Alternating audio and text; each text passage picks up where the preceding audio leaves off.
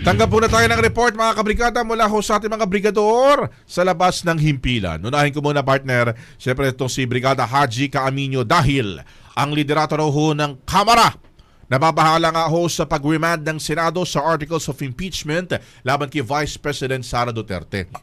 Alamin natin ang sinabi ho ng speaker ho dyan mga kabrigada. Brigada Haji Caaminio, i-brigada mo! Brigada Live Report.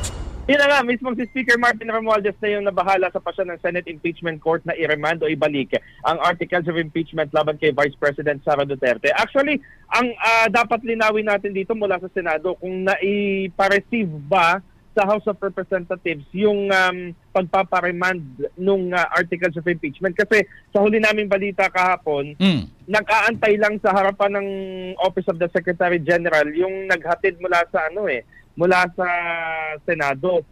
Sa closing remarks ni Speaker Romualdez bago magsinadya adjournment yung third regular session ng 19th Congress, binigyang diin ito na ang articles ay naitransmit alinsunod sa konstitusyon at bunga ng suporta ng 215 kongresista na tumugon sa panawagan ng mamamayan para sa pananagutan. Hindi anya minadali ng Kamara ang impeachment complaint, kundi maingat na idinaan sa proseso at may pagtalima sa batas.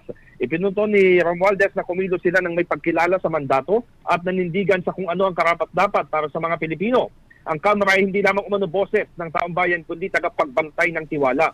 Kaya naman, iginit ang speaker na kapag may umuusbong na alegasyon na nagsisilbing banta sa kumpiyansa sa mga institusyon, malinaw ang tungkulin na alamin ng katotohanan, itaguyod ang transparency at pananagutan ng walang takot o pabor. Dagdag pa nito, ang impeachment ay hindi political exercise kundi isang constitutional duty. Tatalima umano ang Kamara sa requirements ng impeachment court, hindi para abandonahin ang ipinaglalaban at sa halip, tiyaking magpapatuloy ang proseso. Tinanong din namin sa prosecution team kung meron ba silang guidance mula sa Office of the Speaker o sa liderato ng Kamara, pero so far wala naman daw sinasabi ang House leadership at kumbaga yung prosecution team lang yung nagigiit na i-defer muna yung pag-remand sa articles of impeachment. Brigada Apps. Okay. Sige, Thank you. abangan natin ang mga mangyayari sa susunod na kabanata. Dahil hanggang ngayon hindi natin alam kung ano yung next step. Yan. Diba? Maraming salamat, Okay. Brigada O Haji. yun na nga. Maraming salamat at syempre, kahit nakasinadya adjournment for sure, tuloy-tuloy ang kanilang preparation para sa impeachment trial. Yeah. In the heart of changing lives, ako sa Brigada Haji Caaminio ng 105.1 Brigada News FM Manila, the Music and News Authority. Ang bahaging ito ay hatid sa atin ng Mom's Love ES1 Capsule. Simulang tuparin ang pangarap ng iyong anak. And stunting now,